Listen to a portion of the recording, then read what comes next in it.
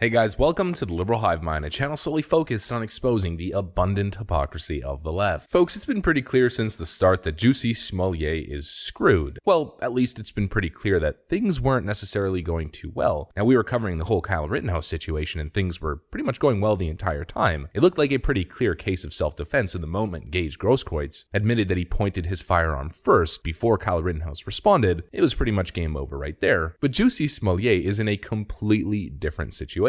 His situation differs basically in every single aspect you can imagine. Where Kyle had a competent defense and the state prosecutors were a complete joke, Jussie Smollett has the biggest joke of a defense team I've ever seen. They have absolutely no case whatsoever. Jussie Smollett would have been probably better off with a state attorney appointed to him and just go for a plea deal, but instead he continues to persist and continues to pretend as if he has a case. I mean, completely disregarding the fact that there's video evidence of everything, he left a paper trail for all of the transactions, text messages. The Osundaro brothers, everything they have stated has proven to be completely credible, and they are all pointing the finger at him. Despite all of this, he still thinks he has a case. And now it seems as though his defense team is trying to take cues from the Kyle Rittenhouse case in the way that they've asked for a mistrial, and in a last-ditch Hail Mary, they are now putting Jussie Smollett on the stand to testify and defend himself in court. I think we're going to learn something very clear here, but I think poor little Jussie is in for a seriously rude awakening as he realizes he's not nearly as good of an actor as he thinks he is. Now, is he? This case is pretty much done the moment he takes that stand. So let me update you guys on everything that's going on in this case, but of course, before we get into any of it, please make sure to leave a like, a comment, subscribe, share the video as much as possible. We are still shadow banned by the YouTube algorithm, hidden from non-subscribed viewers. And with that out of the way, let's roll the tape. All right, folks, so take a look at this. Jack Posobiec tweets, breaking, Jussie Smollett has taken to the stand to defend himself. Now, this is possibly the dumbest thing that you could have done. We've been covering this trial, and the last thing was pretty bad. I mean, it was overtly stupid. Jussie Smollett's lawyer essentially claiming that the judge lunged at her when he literally just stood up and tried to call for a mistrial. That was ridiculous. That was dumb. This might take the cake. This, however, might be worse. And I think they're really trying to emulate what happened with the Kyle Rittenhouse case. But see, here's the difference. Kyle Rittenhouse had the weight of the world on his shoulders. The guy had a 10-ton boulder crushing his ribcage. The amount of pressure, the trauma, the partisan reporting, the disingenuous attacks from the prosecution team. When he took to that stand, the emotions burst out. You can't fake that stuff. You know, LeBron James was saying that they were crocodile tears and people were pretending as if he's the greatest actor of all time. But the poor kid was basically hyperventilating. You can't fake that. Jussie Smollett takes the stand and is probably going to give some sort of sob story using his cheap television soap opera level acting to try to seem sincere and as if he was the victim. I mean, we saw it during his ABC interview. The attacker masked, and he said, "This MAGA country punches me right in the face." Why do you think you were targeted? I can just assume. I mean, I come really, really hard against 45. I still want to believe, with everything that has happened, that there's something called justice. Because if I stop believing that,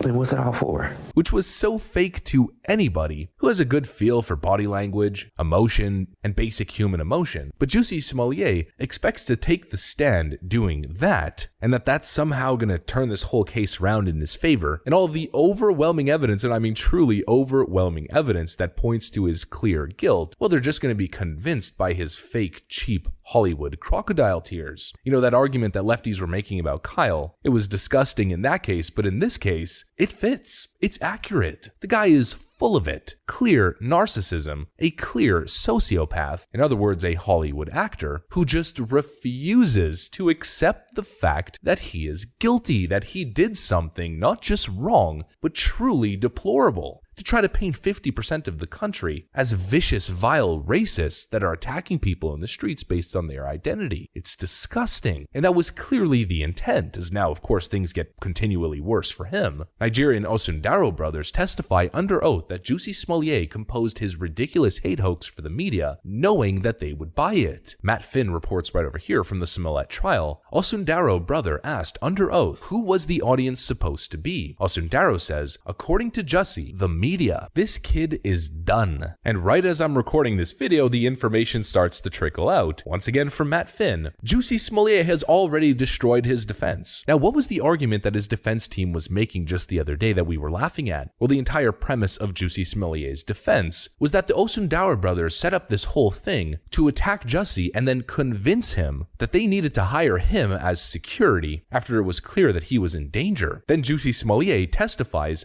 that it became a running joke that Bola Osundaro was his security when they'd go out. Defense argues brothers wanted to scare Jussie into hiring them as security. They were already seemingly like his security. It was a running joke, not a pure condemnation, because it was a running joke that they were his security when they'd go out, but clearly continues to show just how disingenuous his argument is in the first place. For those that are looking at this and seeing the clear disconnect in the story, the cross-examination, so to speak, this is why when you have a weak case, this is why when you're lying and acting as you take the stand, and when your story is BS in the first place, you should absolutely never take the stand, because obviously the holes in your Swiss cheese story will be exposed quite clearly. Jussie Smollett then says under oath that there was no hoax. Smollett says that he was driving, smoking a blunt, and texting with a woman about MSNBC appearance, day of January 27th, when the Osundaro brothers were in his car. Brothers said that's when the hoax was being planned, to which the first response to this is, obviously he smoked a blunt before testifying. And already, it's a complete backfire. He's getting the dates wrong in his alibi. He's destroying the credibility of his own defense. And it's looking like Jussie Smollett is crashing down, pretty much exactly as expected. Another little update in the case. After Jussie Smollett's defense team called for a mistrial claiming the judge lunged at her, judge denies mistrial motion for Jussie Smollett's hoax case. And so that's another strategy that crashes and burns. And the question that I continuously ask myself is, after all of this, after the evidence has been so clear for multiple years, I mean, it's crazy to think that it's been 3 years since these events, but after the fact that it was a clear hoax